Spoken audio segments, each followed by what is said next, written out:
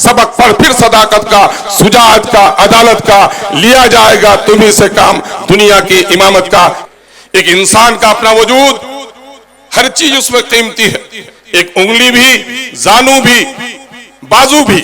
लेकिन जानते हो बाजू कट जाए तो उसके बदल के तौर पर पैर की उंगलियों से भी नवाला मुंह में रख सकते हो, पांव कट जाए तो बैसाखी से सहारे चल सकते हो। लेकिन याद रखो जानू से भी कम वजन तुम्हारी गर्दनों का होता है। जब गर्दन कट जाती है किसी की तो फिर जिंदगी नहीं, वह लाश होती है। जिस्म में जो गर्दन की हैसियत होती है वही हैसियत कौम के दरमियान में कयादत की हो सकती है। हम दस्तों बाजू तो कटवा सकते हैं लेकिन अपनी गर्दन, अपनी कयादत से कभी समझौता नहीं कर सकते। उसके लिए हमें लड़ना पड़ेगा। और ये तालियां नहीं, तालियां तो तमाचे होने चाहिए कि उन जालिमों के रुखसार सुर्ख हो जाए। तुम्हारी गैरत की कसम तुमको कि तुम्हें अपने सफों में तैयारी करनी पड़ेगी। मैं बहुत ही अदब के साथ आली जनाब अख्तरुल ईमान साहब MLA बिहार प्रेसिडेंट AIM से दरख्वास्त करता हूं कि तशरीफ लें।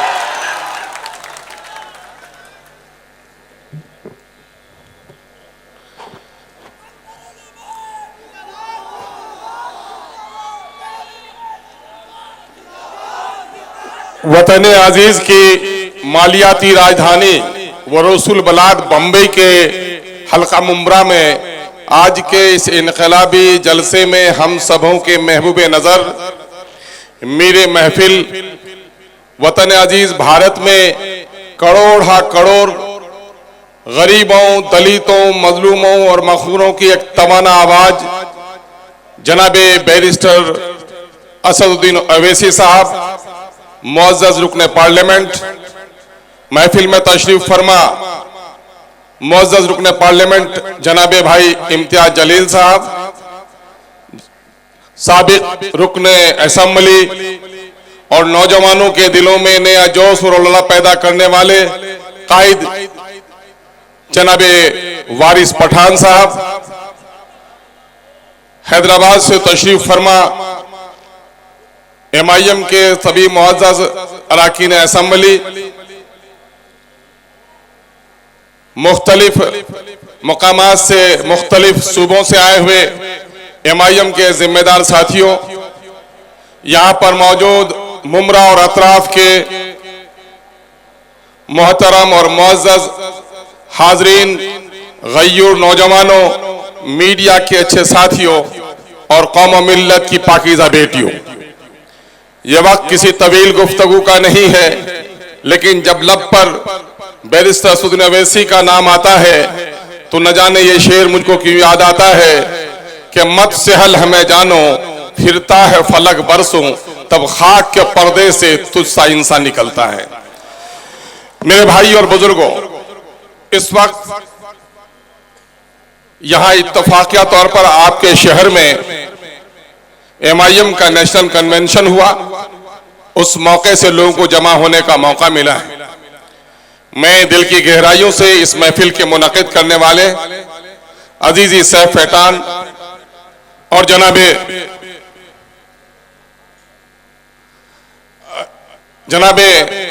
भाई शाह आलम साहब को और उनके रफ़्क़ा को मुबारकबाद देना चाहता हूं कि उन्होंने बहुत ही एक ताबनाक और हसीन और खूबसूरत मंजर को हमारे सामने में पेश किया है।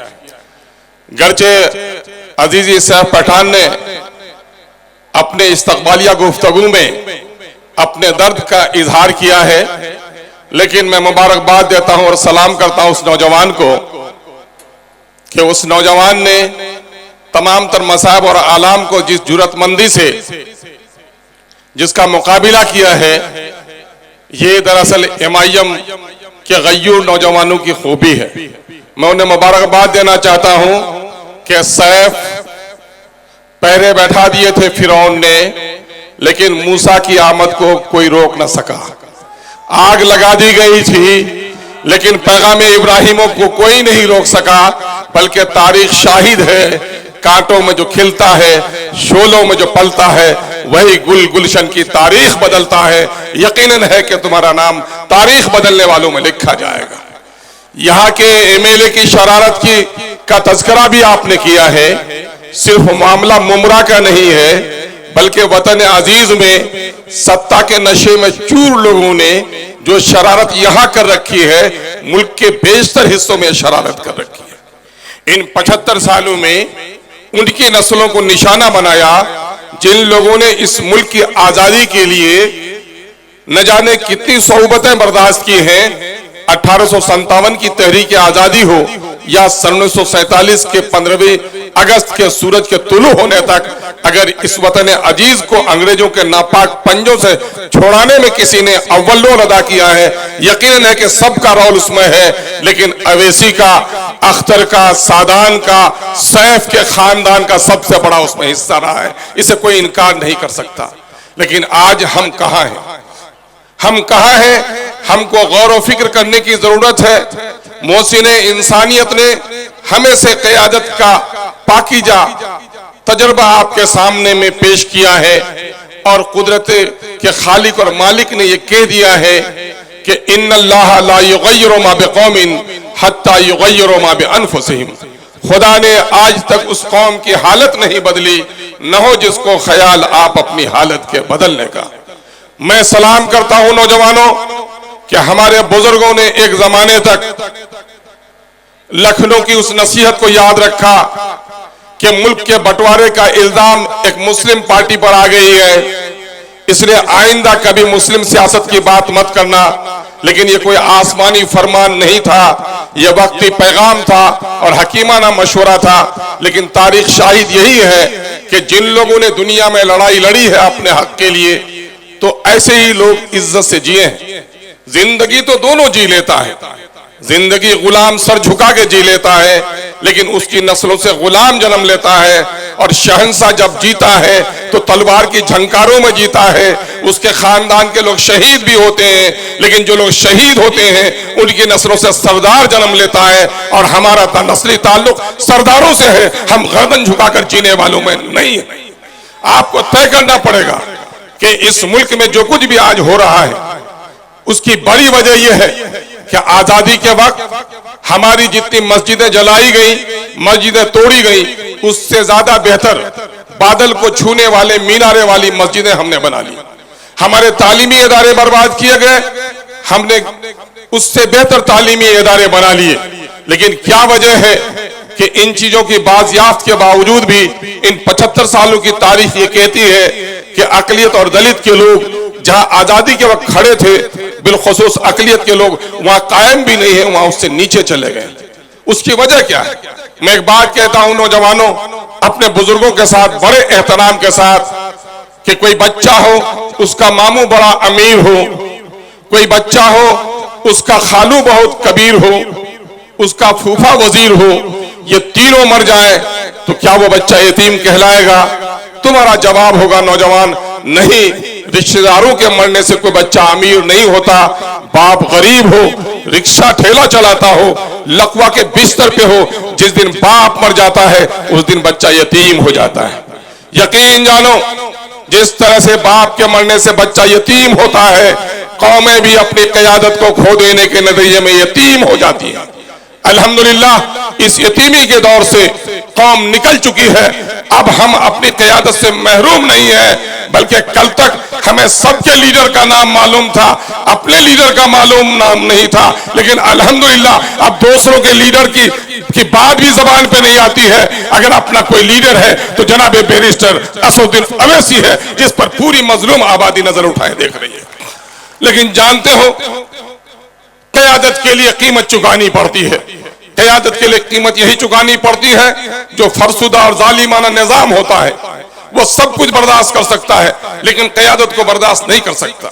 अभी बिहार को देखो, जिस सरजमीन से मैं आया हूं, क्या हुआ वहां लोगों ने, एक वक्त था जो MIM को कोई तरह नहीं दी लोगों ने, लेकिन जब MIM जीत कर आई तो वो लोग जो लोग कल तक अकलियतों और दलितों के उत्थान की बात करते थे, वो लालू जी जो कहते थे कि दलितों अकलियतों अपने दरमियान में लीडरशिप पैदा करो, वो नीतीश जी जो कहते थे इंसाफ के साथ तरक्की में सब कोई शामिल हो जाओ, लेकिन भाजपा के लोग तो हमारी गर्दन काटते ही हैं, लेकिन हमारी क़यादत की गर्दन जिसने काटी उसका नाम इन्हीं सेकुलर पार्टियों से वाबस्ता है, जिसका नाम राष्ट्रीय जनता दल और जदयू है।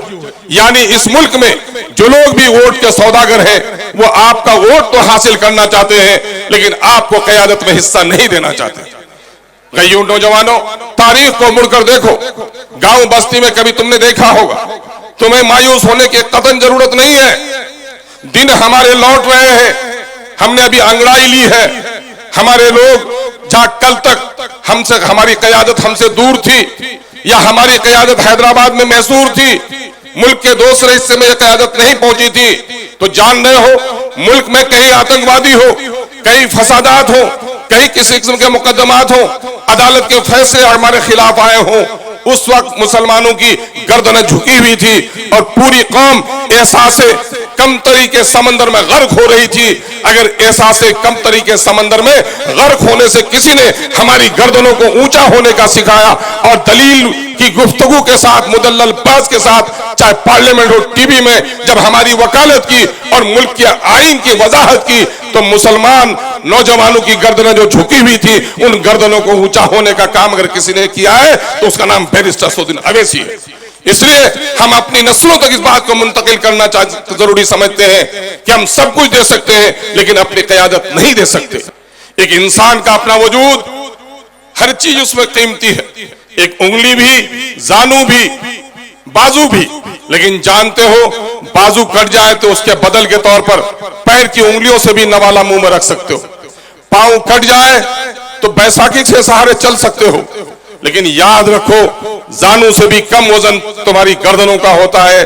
जब गर्दन कट जाती है किसी की तो फिर जिंदगी नहीं, वह लाश होती है। जिस्म में जो गर्दन की हैसियत होती है वही हैसियत कौम के दरमियान में क़यादत की हो सकती है। हम दस्तों बाजू तो कटवा सकते हैं, लेकिन अपनी गर्दन, अपनी क़यादत से कभी समझौता नहीं कर सकते। उसके लिए हमें लड़ना पड़ेगा। और ये तालियां नहीं, तालियां तो तमाचे होने चाहिए कि उन जालिमों के रुखसार सुर्ख हो जाए।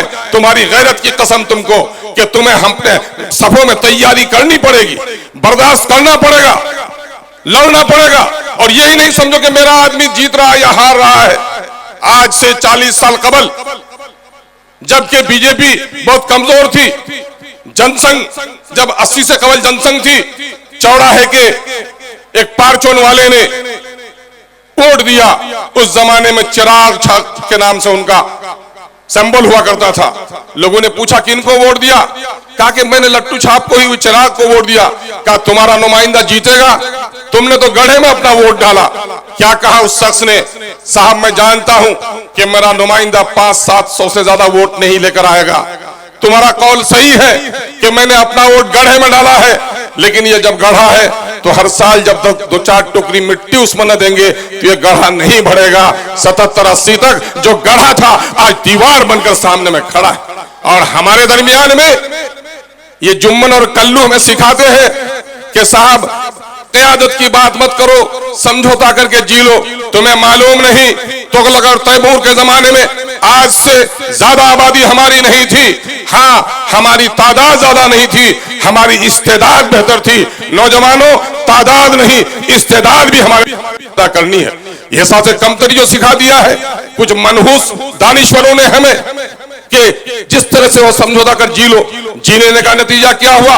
इबादत खाने तोड़े गए, हमारे कारोबारी दुनिया को उजाड़ा गया, भेवंडी को जलाया गया, बर्तन की सनत हमारी तबाह की गई, भागलपुर के रेशम की पूरी फैक्ट्रियां हमारी जलाई गई। और अब तो हमारी शरीयत भी पर डाका डाला जा रहा है। इन मसलिहत पसंदों ने दिखा दिया कि मसलिहत के नतीजे में न सिर्फ मेरा माल लुटा, न सिर्फ मेरी जानें गई, न हमारे इबादत खाने तोड़े गए, बल्कि अब हमारे दीन और ईमान और शरीयत पर भी हमला हो रहा है। इसलिए मसलिहत की इस चादर को नोच फेंको। और देखो, आसाम की एक मैं तमसील देता हूं कि आसाम के जंगलों से जब नन्हे मुन्ने हाथियों को फंसाया जाता है तो नन्हा हाथी भी इतना गुस्से में होता है कि मोटी कड़ी की जंजीरों को मड़ोड़ देता है। लेकिन बांधते बांधते आदी हो जाता है वो हाथी। एक वक्त जवानी उनको आती है, उस बचपने के मुकाबले में कई गुना उसको ताकत होती है। लेकिन देखा होगा तुमने कहीं बारात में, कहीं तमाशे में एक 40 किलो का दुबला महावत उसके सर पर डंडे चलाता है और बकरी और गाय बांधने वाली रस्सी से उसे बांध कर रखता है। क्या होता है उस हाथी को? ताकत कम होती है? जंजीरों को मरोड़ने वाला रस्सियों को क्यों नहीं तोड़ सकता? उसके दिमाग में यह बात बैठ जाती है कि वो जंजीर न तोड़ सके थे, इस रस्सी को भी नहीं तोड़ सकेंगे।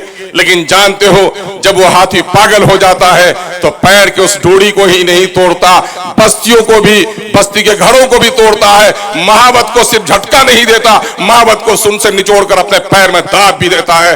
हाथी को पागल होने की जरूरत है। अगर आपने जवानी में अपना पागलपन दिखाया, अपनी सियासत और क़यादत की तलाश की, तो खुदा की कसम दुनिया की कोई ताकत तुम्हें इज्जत से जीने से नहीं रोक सकती है। यही इकबाल ने कहा है, सबक पर फिर सदाकत का, सुजाअत का, अदालत का, लिया जाएगा तुम्ही से काम, दुनिया की इमामत का। सलाम अलैकुम, आदाब।